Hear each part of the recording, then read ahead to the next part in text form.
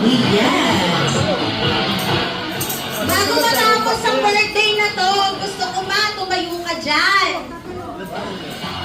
Tumayo ka dyan. Hilahin mo yan! Ngayon na!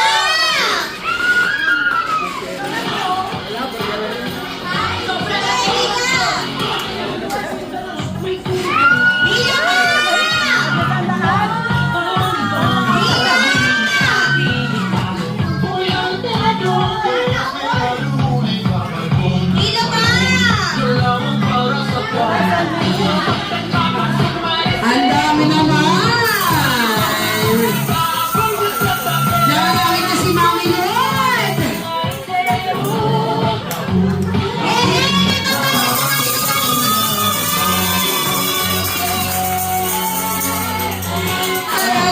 It's time!